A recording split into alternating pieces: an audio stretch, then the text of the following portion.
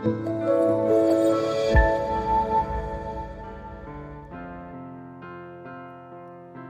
pagi Bapak Ibu yang dikasihi dan diberkati oleh Tuhan. Shalom.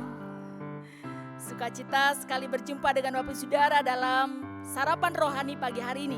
Kiranya sukacita damai sejahtera Tuhan Yesus Kristus menyertai Bapak Saudara. Bapak Ibu yang dikasihi dan diberkati oleh Tuhan, sebelum kita bersama mendengarkan firman-Nya, mari kita berdoa. Kami memuji kebesaran-Mu ya Allah yang dahsyat dan ajaib di dalam nama Tuhan Yesus Kristus, Allah yang hidup kekasih jiwa kami. Kami sungguh bersyukur ya Tuhan ketika pagi hari ini kami boleh bangun dengan tubuh yang sehat. Kami diberikan kekuatan yang baru, semangat yang baru. Itu semua oleh karena anugerah dan kemurahan-Mu ya Tuhan. Dan pada pagi hari ini, sebelum kami bersama mendengar dan merenungkan firman-Mu ya Tuhan, kami mengundang kuasa Roh Kudus-Mu kiranya menerangi hati dan pikiran kami. Memberikan kami roh hikmat, pengertian dan akal budi. Supaya kami mengerti firman-Mu dan kami melakukannya. Berfirmanlah ya Tuhan, kami telah siap mendengarkannya. Di dalam nama Tuhan Yesus Kristus, firman yang hidup kami berdoa. Amin. Bapak Ibu yang diberkati oleh Tuhan, firman Tuhan pada pagi hari ini, hari Rabu tanggal 9 Desember 2020. Yang pertama terambil dari kitab Ulangan pasal 8 ayat yang ke-7. Tuhan Allahmu membawa engkau masuk ke dalam negeri yang baik, suatu negeri dengan sungai, mata air dan danau. Dan yang kedua dari kitab Roma pasal 8 ayat 32. Allah yang tidak menyayangkan anaknya sendiri, tetapi yang menyerahkannya bagi kita semua. Bagaimanakah mungkin ia tidak mengaruniakan segala sesuatu kepada kita bersama-sama dengan Dia? Demikian jauh pembacaan firman Tuhan Bapak Saudara. Yang berbahagialah setiap kita yang dengan sungguh membaca firman-Nya, terlebih yang melakukannya. Bapak Ibu yang dikasihi dan diberkati oleh Tuhan, setiap kita tentunya merindukan suatu kehidupan yang berkelimpahan. Amin Bapak Saudara. Tidak ada satupun di dunia ini yang mau hidup menderita bahkan melarat, tidak ada. Nah Bapak Saudara dikasih oleh Tuhan, namun berbicara tentang kelimpahan. Kelimpahan bagi dunia dan kelimpahan bagi Kristus, kelimpahan di dalam Tuhan itu sangat-sangat berbeda. Banyak orang mengukur keberhasilan, kelimpahan itu dengan kekayaan, dengan fasilitas yang dimiliki, mempunyai banyak harta benda, melimpah-limpah dengan uang, berbagai jaminan asuransi kesehatan, pendidikan yang tinggi-tinggi gitu ya. Dari doktor sampai profesor sampai sepanjang-panjangnya gitu kan, sampai gak bisa ngetik gitu saudara ya. Sesungguhnya keberhasilan itu saudara maknanya sangat luas. Mungkin dalam segi dunia itulah keberhasilan, ketika memiliki segala sesuatu, jabatan, kedudukan, dan mungkin prestis yang luar biasa. Namun keberhasilan itu Bapak Saudara sesungguhnya juga memiliki arti. Hidup yang berkenan di hadapan Tuhan, memiliki damai sejahtera, memiliki arti dan tujuan hidup yang sesungguhnya. Dan yang terpenting adalah kepastian keselamatan jiwa. Itulah kelimpahan yang sesungguhnya. Kenapa demikian? Karena banyak orang memiliki kelimpahan secara dunia, berlimpah-limpah secara materi dan fasilitas yang baik, namun kehidupannya tidak tenang, kehidupannya tidak nyaman, tidur tidak nyenyak, makan tidak enak, tidak memiliki kepastian keselamatan, bahkan menjadi hampa dan juga menjadi sangat merana dan menderita. Bapak Ibu yang dikasihi oleh Tuhan, Tuhan Allahmu membawa engkau masuk ke dalam negeri yang baik, suatu negeri dengan sungai, mata air dan danau. Tuhan berjanji membawa bangsa Israel yang dibebaskan dari bangsa Mesir ke suatu tempat yang Tuhan janjikan kepada mereka.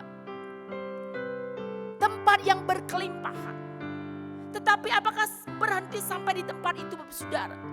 Tuhan mau supaya bangsa Israel tetap mengingat Dia, tetap mengingat Tuhan yang memberikan akan segala sesuatunya itu.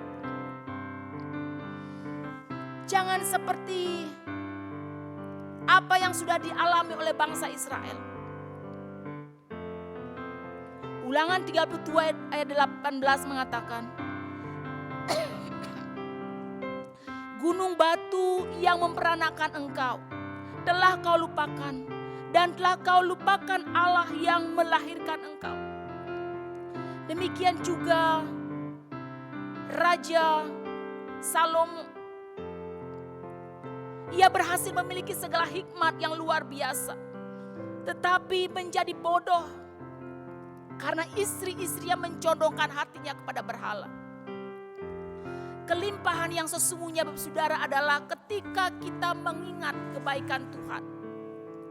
Ketika kita mengingat bagaimana Tuhan sudah menolong, sudah membela, sudah membebaskan, bahkan sudah menyelamatkan.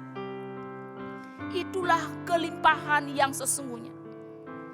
Dan arti kelimpahan yang sesungguhnya artinya, Bapak Saudara, bukan berarti kita bebas dari segala penderitaan. Kita tidak memiliki masalah. Hidup ini baik-baik saja, tidak, Bapak Saudara. Apa yang dialami oleh jemaat yang ada di Roma, mereka hidup di dalam penindasan, penganiayaan. Pasukan Romawi menangkap dan menyiksa orang-orang percaya, memaksa mereka untuk meninggalkan Kristus dan menyembah berhala-berhala, bahkan menyembah patung kaisar. Namun demikian mereka tetap tabah dan menjaga iman mereka. Sekalipun ada di antara mereka yang disiksa, dipukuli, bahkan mati dengan cara diadu dengan binatang buas. Mengalami penderitaan yang luar biasa. Rasul Paulus mengatakan, Allah yang tidak menyayangkan anaknya sendiri, tetapi yang menyerahkannya bagi kita semua. Tuhan Yesus Kristus. Ia telah mati, ia telah bangkit. Ia duduk di sebelah kanan Allah. Ia yang menjadi pembela kita. Apakah yang menjadi bukti bahwa Allah adalah mengasihi kita? Allah adalah untuk kita. Ia yang tidak menyayangkan anaknya sendiri, tapi yang menyerahkannya bagi kita semua. Yang bahkan anaknya sendiri ia tidak sayangkan. Bahkan ia menyerahkannya bagi kita. Memberikan seorang anak demi kepentingan orang lain merupakan pengorbanan yang tak terkatakan.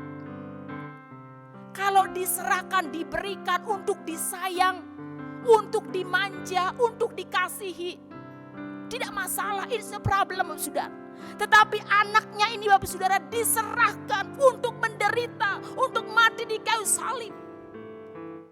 Sehingga saya dan Bapak Ibu Saudara selamat. Inilah kelimpahan yang sesungguhnya, Bapak Saudara. Bahwa kita ini tidak terlepas dari penderitaan, dari pergumulan, dari persoalan, dari masalah. Tetapi ingatlah, Bapak Saudara, ketika kita mengalami sebuah penderitaan, bagaimanakah mungkin ia tidak mengaruniakan segala sesuatu kepada kita bersama-sama dengan Dia.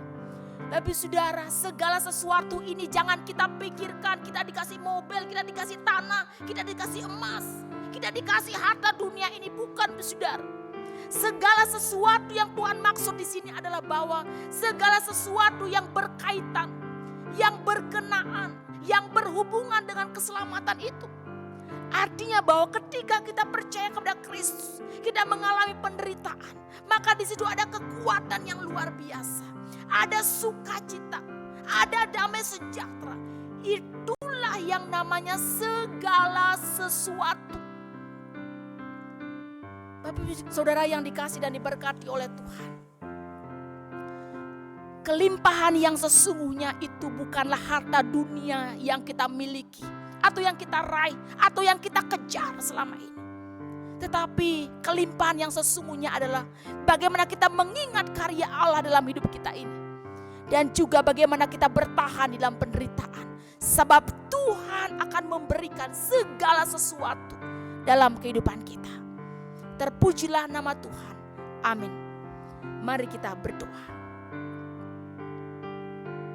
Ya Tuhan, hamba-Mu yang terbatas ini berhenti berbicara. Bila kuasa firman-Mu yang tak terbatas itu bekerja lebih jauh lagi di dalam hati kami masing-masing. Ya Tuhan, ampunilah kami. Sekiranya dalam hidup kami ini Tuhan, kami sungguh memandang bahwa kelimpahan itu adalah segala sesuatu yang kami miliki. Bahkan ketika kami Tuhan merasa kecewa, ketika kami tidak memiliki apa-apa, kami diabaikan, kami direndahkan.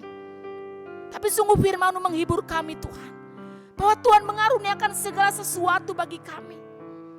Bahkan tidak ada yang tidak Engkau berikan kepada kami Tuhan. Terima kasih ya Tuhan, terima kasih. Engkau memberikan kami kelimpahan, penyertaan, keselamatan, sukacita, kekuatan, damai sejahtera. Terima kasih Tuhan. Berkatlah seluruh umat-Mu, setiap keluarga, setiap pribadi, dalam setiap usaha dan pekerjaan, dalam segenap pergumulan yang ada, Tuhan melawat. Sehingga seluruh jemaat-Mu Tuhan mengalami damai sejahtera yang daripada-Mu. Dan mereka semua mengalami kehidupan yang berkelimpahan. Berkat surgawi-Mu Tuhan atas hidup mereka semua. Di dalam nama Tuhan Yesus Kristus kami berdoa. Dan biarlah kasih karunia dan damai sejahtera Allah yang melampaui segala akal pikiran manusia memelihara hati dan pikiran kami. Haleluya. Amin. Bapak Ibu, demikian sarapan rohani pagi ini. Kiranya menguatkan kita semuanya. Tuhan Yesus memberkati. Shalom.